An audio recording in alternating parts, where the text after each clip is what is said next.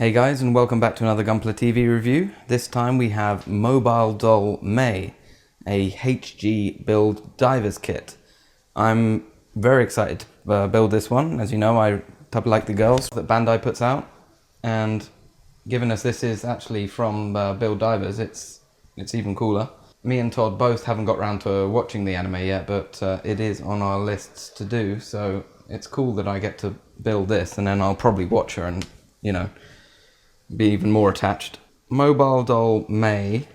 Let's just jump into it with the manual. There are some color descriptions and color instructions, but most of it is in black and white.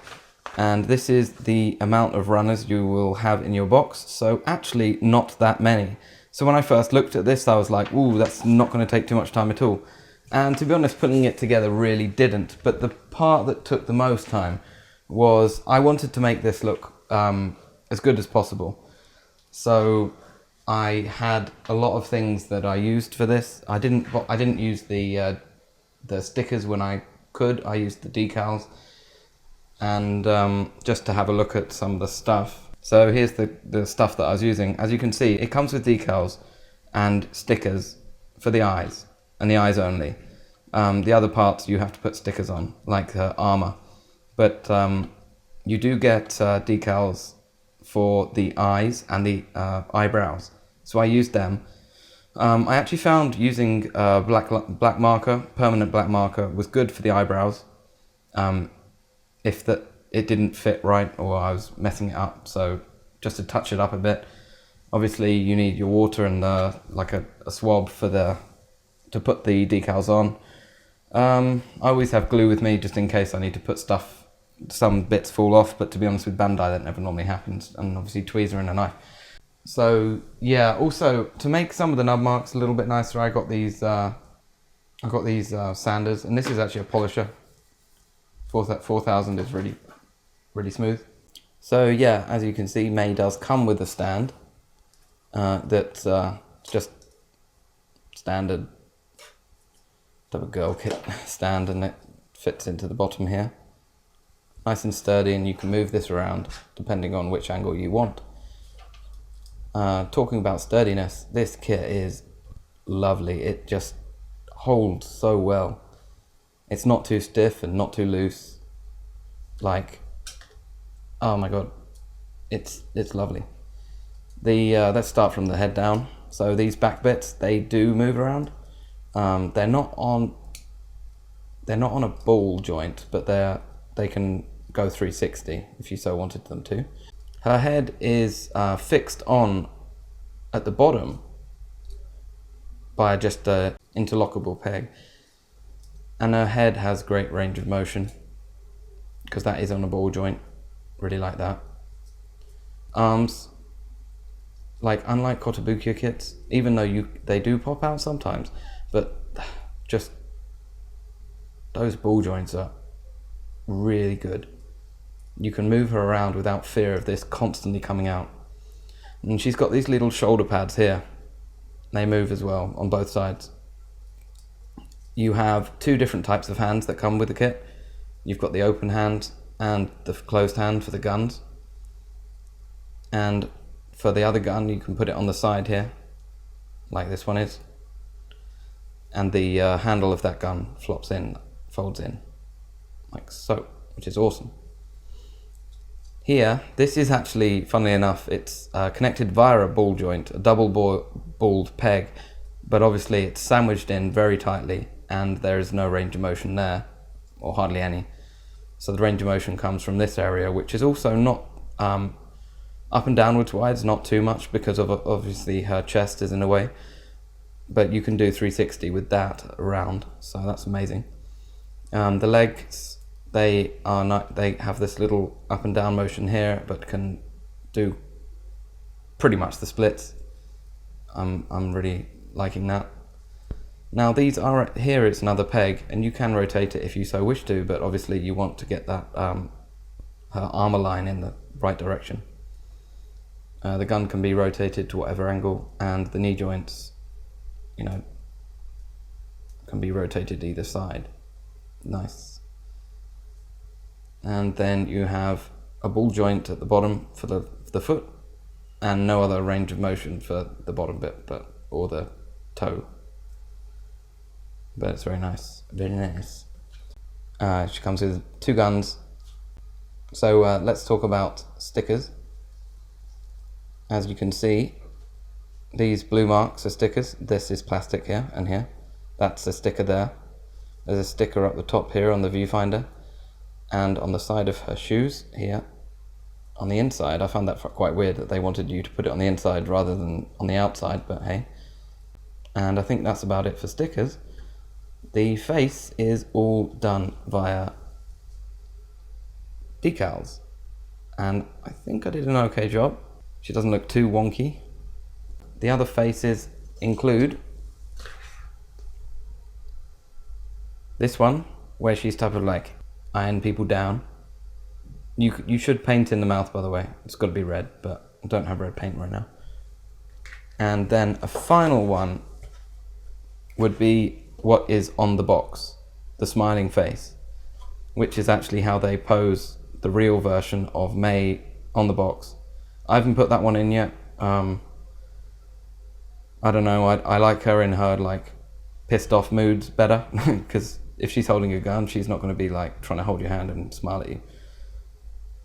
As you can see, the actual action phases are normally done when she is in the MS mode, which is what I will have to build from now on to get you into that. But let's just look at some of the other stuff that she comes with. You have a beam shield, and how this attaches is quite simple. You have these parts like shoulder pads, or well, nearly shoulder pads on her arm, and you take off this bit, and then what you can do is find the front of the shield like that, put that there. This is up, the little bit showing goes in there. Ooh, that looks sharp. So yeah, now she can like be type of kneeling and shooting, guarded by her shield, which is awesome. And what else is awesome is that she does come with 2 beam sabers. Now normally these are, like with Gundam, they are put into the holders, and they like a lightsaber type of thing. But with May, you may ask what these little holes are for at the front of her forearms, and it is beam saber holder.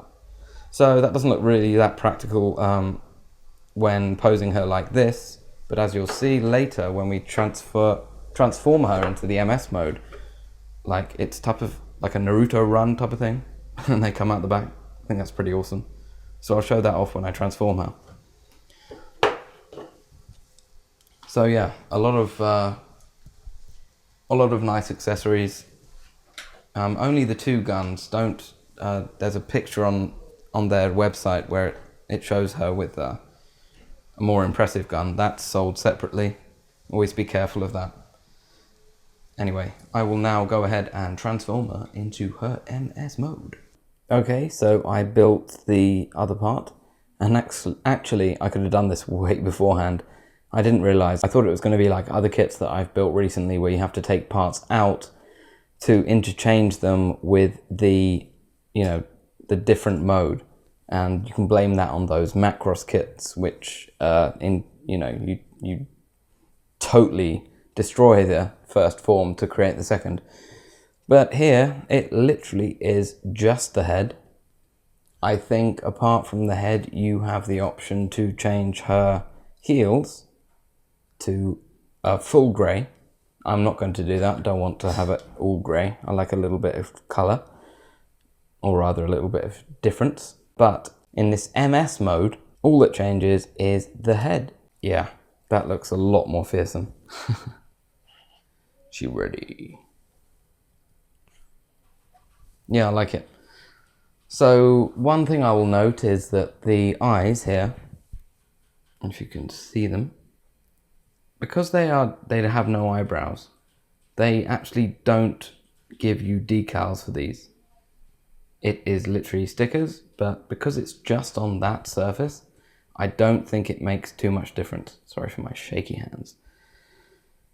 Yeah, so It really is just the head that changes, the color of the head. You know, she just mechs up. I don't know why. I mean, the reason why I thought that she'd change her body as well was because, funnily enough, they do actually include parts to change her into a full black. So you could technically not have her bust be a different color, and her head, like, not too short. Like, they have this part here as well. So what they do have is this in the mech form, but in black and not grey. Now I do know the reason why they've done this, and it's because these runners are identical. So all they've done to save time making a new run is just print the same one in a different colour, or rather mould it in a different colour. So these are unused parts, but it does give the option to make her a little bit more, you know, grey if you want to, which is cool. So yeah, anyway, this is definitely a more of a fighting mode. I'm going to take that gun out of her hand and make her do the Naruto pose. Oh man, how cool is that? I thought I was going to have her with just her normal face, but no way. When I put this on the shelf, it is going to be in this brilliant MS form. Look at that, she just looks like she's coming in for the kill, and it works so much better not having that human face with these like beam sabers just coming out of her arm. So I just love it. I think this is so cool. I would definitely recommend keeping her in this type of pose. Those eyes, they just look like they're going out for the kill. I love it. Let me wrap this up. I mean, I thought I was going to have to do a little bit more explanation of the changes that were going to happen, but it seems it's just a head, and it's brilliant. It's so simple, it's easy. It means you can just swap and change both of them every now and then if you want to. The poseability on this kit is superb, unbelievable. It just holds everything. I haven't had anything pop off. I just think it's amazing. I didn't need my glue this time. I didn't have any frustration. I would highly recommend this kit, even if you don't watch Build Divers. Yeah, I'm awestruck. It's such a cool kit. You get a good bang for your buck with this. So if you haven't got one yet, I think we've still got some stock at HobbyLink, so pick one up today. One other thing is that if you have not watched the anime, then pause this video and focus on that. And you can scan it to watch the anime. So there we go. Sorry, my hands are shaky. But yeah, that's it for today. Hope you enjoyed, and I'll see you next time. Goodbye.